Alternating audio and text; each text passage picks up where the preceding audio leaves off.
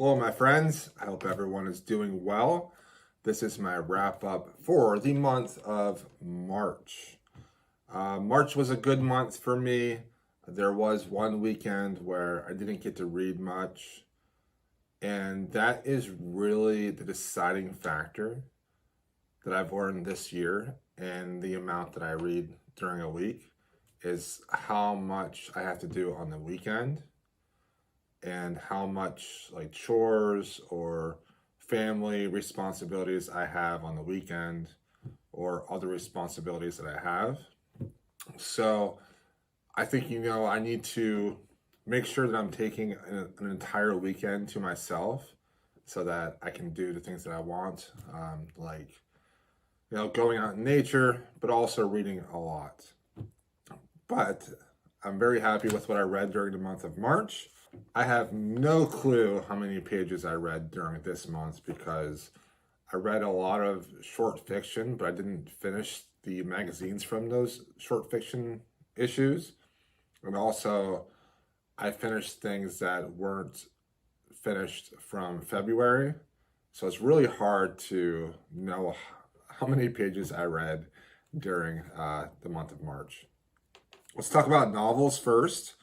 I first read Stone Blind by Natalie Haynes. This was a Medusa retelling that I really enjoyed. I don't read a lot of Greek retellings, but this one was from the viewpoint of Medusa and how much of a douchebag Perseus was. And what was fun about this is you got to see all of the gods bickering with each other. But this one took a more feminist view of Olympus and the gods. The male gods just kind of did whatever they wanted and hurt people, and it was terrible. And it was nice to see something from the viewpoint of someone that we always assume is a monster. And it was funny to see the viewpoint of Perseus as this snot-nosed kid that really couldn't do anything. He got a ton of help from his father and the other gods.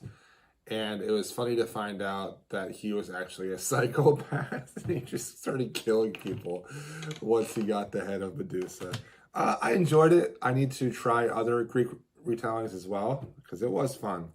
Episode 13 by Craig DeLuey. This was a horror book that was released this year. All of the books I read this month were released in 2023, surprisingly. Episode 13. This was a mockumentary, epistolary style horror, and I really enjoyed that we got into the emotions and thoughts of these characters from their journal entries. And as they go and discover the haunting of this one house, like what is really happening, what happened in that house in the past. And then this delve into the mystery and the labyrinth that really is this house. I thought it was fantastic. I had a ton of fun reading this one, and I always wanted to read this all the time, which shows to me that I really enjoyed it. The older I get, the more it's important to me to find these books that capture my interest, that really makes me want to come back to them and read. Observer by Robert Lanza and Nancy Kress. This was one of those crazy science fiction books about consciousness, about what consciousness is and what reality is, and how our reality is based off of what we perceive to be reality. And that if we perceive reality to be something different, that it actually creates a different reality. So it's like a multi-world, multi-universe, alternate dimension type thing. So they create this experiment that allows them to perceive and experience this other dimension. And they are actually creating this other dimension. And in this dimension, they can put whatever they want in it. Like they could put in their spouse that died.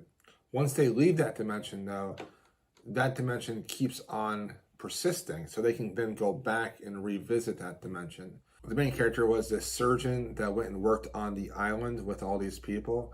And my favorite part of this book actually was learning about her history and her issues with her family and also relationships. And when she starts a relationship with another doctor, I really enjoyed how they opened up to each other and how they expressed each other and formed this really close emotional bond. I really liked it. I thought it was a great read.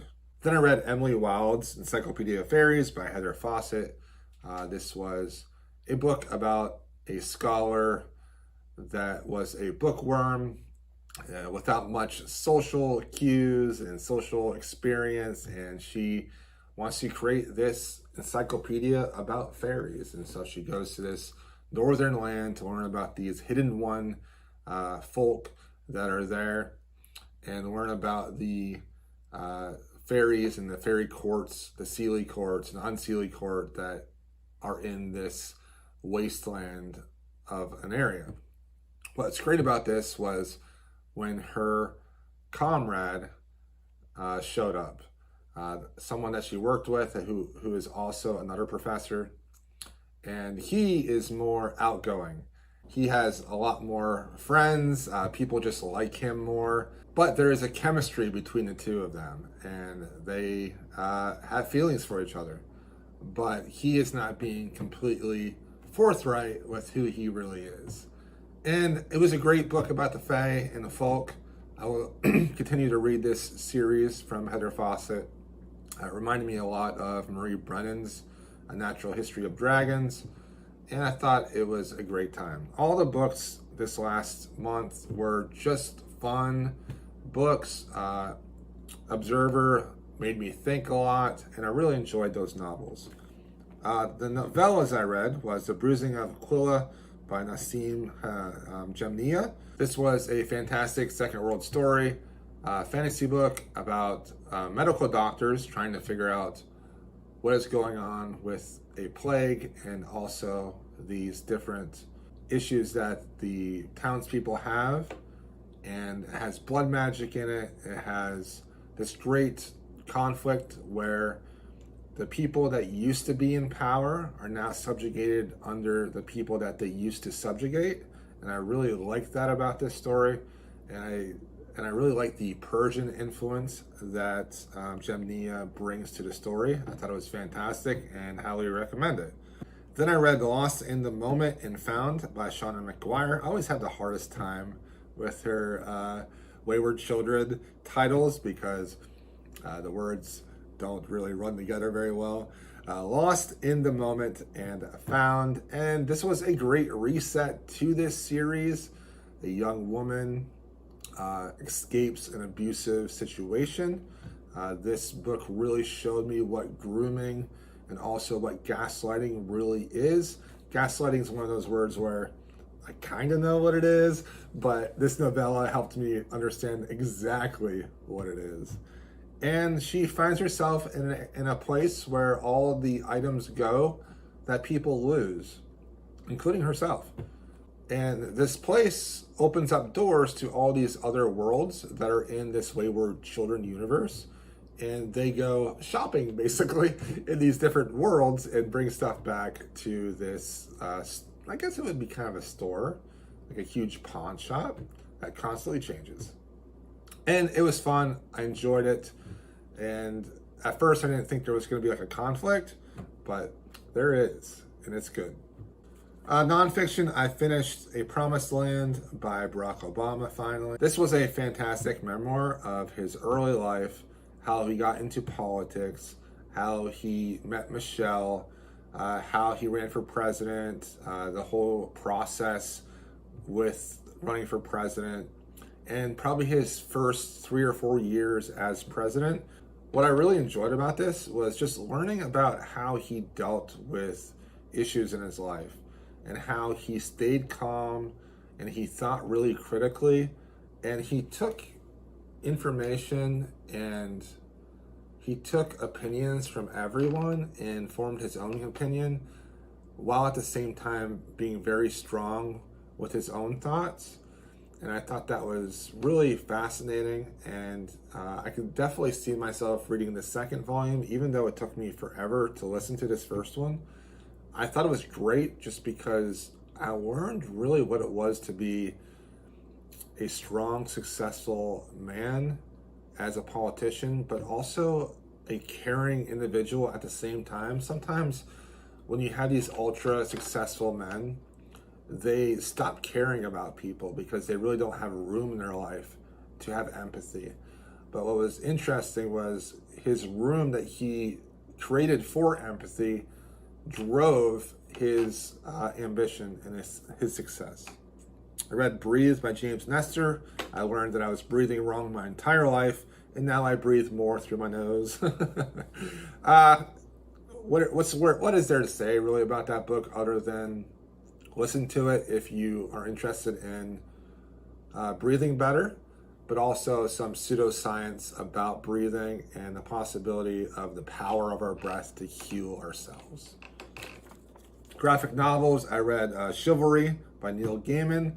Thought it was funny, but it wasn't all that amazing. I read The Night Eaters Volume 1, She Eats the Night by Marjorie Liu and Sonia Takada. This was a great start to a new horror series that I will be reading from now on. I really like the art that Sonia Takada brings to a horror series. I stopped reading Monstrous because I just lost interest in the plot. But with this one, I think the plot is strong enough that I'm going to continue to keep reading it unless it kind of goes off the rails. Short stories. I finished half of America Risen and really enjoyed that collection, anthology rather. See, Clark's World 196, that was a January issue. I really liked Aeneas Gets a Turn by R.T. Esther.